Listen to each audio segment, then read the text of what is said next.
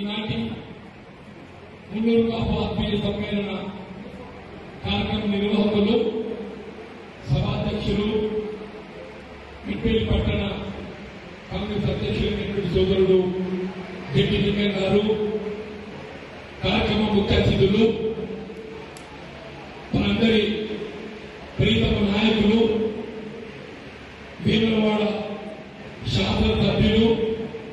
ప్రభుత్వ విప్గా బాధ్యతలు నిర్వర్తిస్తున్నటువంటి సోదరులు ఆది శ్రీనివాస్ గారు, కోట నియోజకవర్గ కాంగ్రెస్ పార్టీ పర్యవేక్షకుడుగా ఇన్ఛార్జిగా బాధ్యతలు నిర్వర్తిస్తున్న మిత్రులు యువ నరసింహరావు గారు, అట్లాగే మా మిత్రులు స్వర్గీయ కోమిరెడ్డి రాములు గారి తనయుడైనటువంటి కోమిరెడ్డి రామచంద్ర గారు, వేదికలు అలంకరించినటువంటి మా మిత్రులు ఇబ్రహీంపట్నం జడ్పీటీసీగా బాధ్యతలు నిర్వర్తిస్తున్నటువంటి సునీత జేఎన్ వెంకట్ గారు, మా మిత్రులు మెట్పల్లి జడ్పీటీసీగా బాధ్యతలు నిర్వర్తించిన ఆకుల లింగారెడ్డి గారు,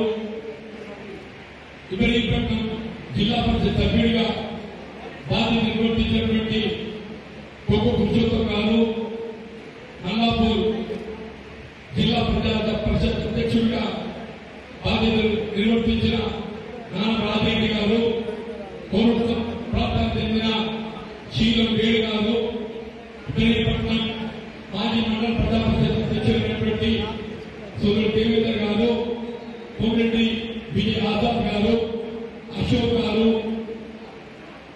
ఇంకా మా సోదరి అడ్వకేట్ చైతన్యానికి స్ఫూర్తిగా నిలుస్తున్నటువంటి మా ఆడబిడ్డ,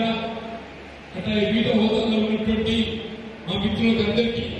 హృదయపూర్వకంగా నమస్కారం చెప్తూ, మెట్పల్లి వివిధ ప్రాంతాల్లో తరలించినటువంటి మా మున్నూరు కాపు ఆత్మీయ బంధువులందరికీ హృదయపూర్వకంగా నమస్కారం చెప్తూ, అంటే ఇది ఎన్నిక సమయం అని కాదు, వాస్తవంగా మున్నూరు కాపు సమాజంతో నాకు ఉన్నప్పుడు అనుబంధం మీకు తెలియదు కాదని చెప్పండి. నా ప్రజా జీవితంలో నాకు ఆది నుండి నాకు అంతగా నిలుస్తున్నది మా మున్నూరు కాపు వర్గం అని చెప్పి చెప్పక తప్పదని చెప్పండి. నేను ఆనాటి నుండి ఈనాటి వరకు కూడా నాకు రైతు బిడ్డగా ఓ కాపాడుకోనిగా ఎదుగుతుందో మీ వాణిగా భావించి నేను ఈ స్థాయికి ఎదగడానికి తోడ్పడ్డది మా మున్నూరు కాపు సమాజం సోదరులు, ప్రత్యేకంగా ఆడబిడ్డలని చెప్పని ఇవాళ హృదయపూర్వకంగా ధన్యవాదాలు చెప్తానని చెప్పండి. మా మిత్రుడు అన్నాడు కోమిరెడ్డి రాములు గారు, వాస్తవం మేము విద్యార్థి దశలో మిత్రులని ఆ న్యాయవాది మిత్రులు కూడా కలిసి పనిచేసాం. వారితో నాకు ఉన్నటువంటి సాధించే రీతితో ఒక విధంగా రాజకీయంగా చేయగల స్ఫూర్తినిచ్చినటువంటి వారు కోమిరెడ్డి రాములు గారు చెప్పి చెప్పక తప్పదని చెప్పండి. మేము అన్నాడు ఎంతో చెప్పండి. సమావేశానికి